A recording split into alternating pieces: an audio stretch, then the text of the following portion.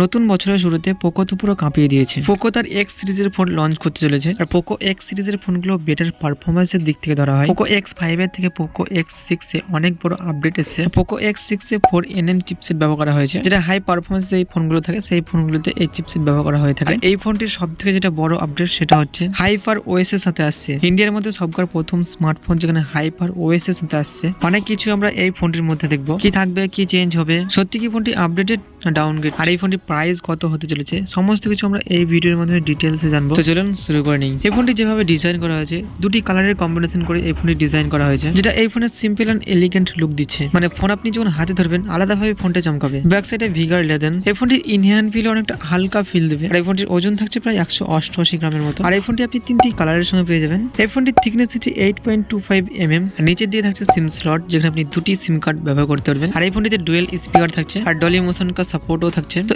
স্পিকারের sound quality loud and clear. IP54 এর dust and water রেজিস্টারও থাকছে। এরপরে আমরা দেখে নেব এই ফোনটির ডিসপ্লে। 6.65 ইঞ্চি 1.5K অ্যামোলেড ডিসপ্লে থাকছে। আর এই ফোনটির টাচ রিফ্রেশ হিসেবে থাকছে 120 Hz, HDR10+ সমস্ত কিছু সাপোর্ট আছে। এর পিক ব্রাইটনেস দেওয়া আছে 1800 নিট। তো ডিসপ্লে কালার যথেষ্ট ব্রাইট কালারফুল ডিসপ্লে। তো গেমিং এক্সপিরিয়েন্স আর কন্টেন্ট হচ্ছে আপনার ভালো পারফরমেন্স দিবে। আর এই ফোনটি স্ক্রিন টু বডি রেটিং থাকছে 90.1%। কর্নিং গরিলা গ্লাস 5 এর প্রোটেকশন থাকছে। এই ফোনটির চিনস এন্ড বেজেস অনেক কম দেওয়া আছে, একদম নাই বললেই চলে। তো এই ফোনটির ফ্রন্ট লুকও বেশ প্রিমিয়াম, আর সিকিউরিটির জন্য ব্যবহার করছে আন্ডার ডিসপ্লে ফিঙ্গারপ্রিন্ট। এরপর দেখে নেবো এই ফোনটির পারফরমেন্স, তো যেটার জন্য এই ফোনটিকে সবাই পছন্দ করবে।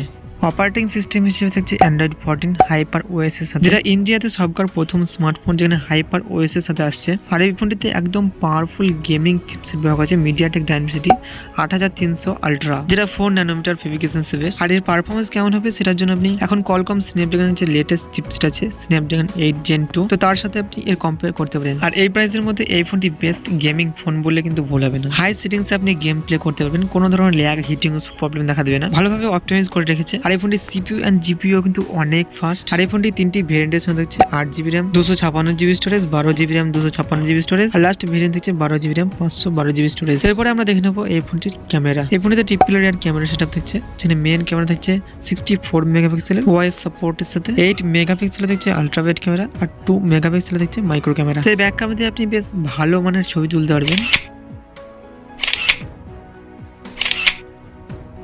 ব্যাক ক্যামেরা দিয়ে আপনি ভিডিও শুট করতে পারেন 4K 30 FPS পর্যন্ত, 1080p 60 FPS এ। আর ফ্রন্টে সেলফির জন্য ব্যবহার করছে 16 মেগাপিক্সেলের একটি ক্যামেরা। আর ফ্রন্ট ক্যামেরা দিয়ে ভিডিও শুট করতে পারবেন 1080p 30 FPS এ। এখনো পর্যন্ত যতগুলো হাই পারফরমেন্স ওয়ালা ফোন লঞ্চ হয়েছে তাদের মধ্যে কেউ ফ্রন্টে 4K ভিডিও রেকর্ডিং দেননি, 1080p তে 8K আছে। তো এরপরে আমরা দেখে নেবো এই ফোনটির ব্যাটারি। এই ফোনটিতে লিথিয়াম পলিমার্কের 5000 মিলি এম্পিয়ার একটি ব্যাটারি ব্যবহার করা হয়েছে। আর এটিকে ফাস্ট চার্জিং হিসেবে থাকছে 67 ওয়াটের একটি ফাস্ট চার্জার। আমার হিসেবে তো এই ফোনটি একদিন চার্জ সার্ভিস দিয়ে দেবে। হাই পারফরমেন্স ওয়ালা চিপসেট ব্যবহার করা হয়েছে, তাও একদিন ব্যাকআপ দিয়ে দিবে। আইফোনটি সেন্সর হিসেবে সব ধরনের সেন্সর ব্যবহার করা আছে। কানেকশন হিসেবে থাকছে wifi, Bluetooth 5.4, GPS, NFC, FM recording থাকছে না, USB টাইপ সি। আর নেটওয়ার্ক সাপোর্ট হিসেবে থাকছে 5G সাপোর্টেড, আর 5G 14টা ব্যান্ড ব্যবহার করা হয়েছে। তো এই ফোনের নেটওয়ার্ক স্পিডও অনেক ফাস্ট। তো এই ফোনের প্রাইসের দিক থেকে যদি দেখা যায় তো এই ফোনের 30,000 টাকার মতো প্রাইস থাকছে। তো এই প্রাইসের মধ্যে কি এই ফোনটিকে যদি ধরা হয় তো একদম বেস্ট ফোন। যারা গেমার 30,000 টাকার মধ্যে একটা বেস্ট গেমিং ফোন খুঁজছেন তাদের জন্য কিন্তু বেস্ট চয়েস হতে চলেছে এই ফোনটি। এই ছিল পোকো M6 এর একটি কমপ্লিট